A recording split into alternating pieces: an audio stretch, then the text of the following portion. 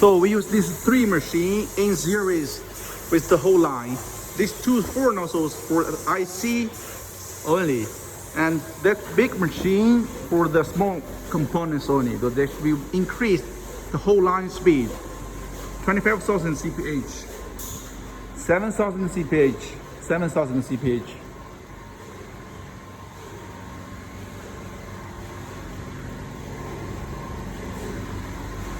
Yes, this machine we use Yamaha feeders, pneumatic and electrical. And this we use NXC feeders, which is stable for high speed. Thank you.